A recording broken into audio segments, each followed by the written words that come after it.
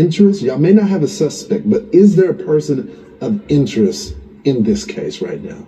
So again, we want to provide as much information as possible, and I think we've been very consistent, and we have said that we do not have a suspect and we do not have a person of interest at this time. We are building, again, as you mentioned before, building a profile, we're building a picture, we're trying to put all the pieces together, and when the time comes, we will most definitely put that information out. Investigators remain tight-lipped as they're still on the hunt for a suspect. Today marks 2 weeks since 4 University of Idaho students were brutally stabbed to death inside their home.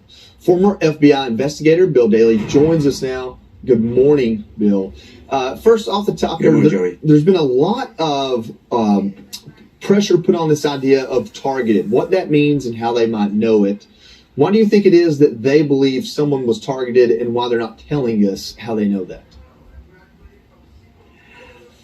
Well, first of all, you have to realize there is the killer loose out there. Yeah. So the more information they provide, which by the way, I think they've handled it very well to this point, is that when they need the public's help, they'll reach out. But in the meantime, you don't need to either get people's concerns further out there in the community or signal something to a killer.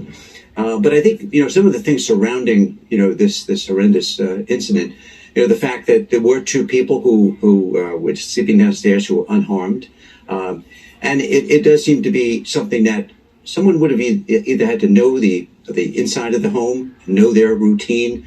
There are some things around this that don't ring true, at least in my mind, as to be some kind of random kind of break-in the middle of the night and just happened upon these individuals. If it was someone on a rampage who was a mass murder rampage, you would have thought they would have also gone downstairs and harmed the other people. So there are a couple of things that start to suggest that there was something in these people's orbit, or one of the victims' orbit, that caused this incident to come about by this murderer.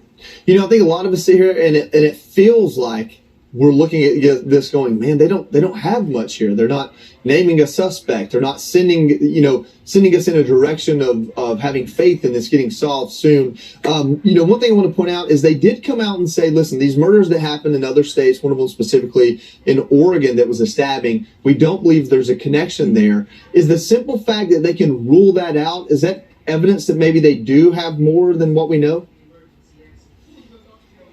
Well, I think it's perhaps comforting, to know that they've ruled it out, that there isn't someone kind of loose in the Northwest area who is committing these crimes. And I do think that there's some things here that by not hearing certain things from the police, I think they have a lot more than we were aware of. We know that they've actually had literally hundreds of interviews conducted and simply hundreds of pieces of forensic evidence collected.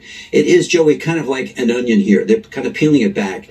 It's not one of these crimes that initially kind of reveals itself. In many cases, within a few days, you find out it was someone closely associated with the victims who may be responsible, a family member or something else. In this case, it's kind of looking further out. And as I talk about those orbits, it's someone further out, perhaps in their orbit, who might be responsible for this. And also, we talk about forensic evidence, and a lot of people have asked, well, by this point, wouldn't they have back fingerprints? They would have back DNA.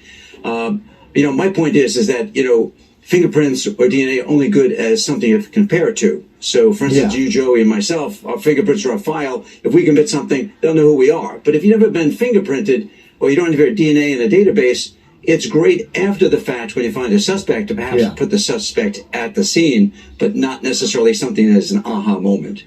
Well, thank you so much for your expertise. There are so many more questions than answered. I appreciate the fact that you poised the idea. Maybe the fact we don't have those answers doesn't mean the police doesn't have those answers.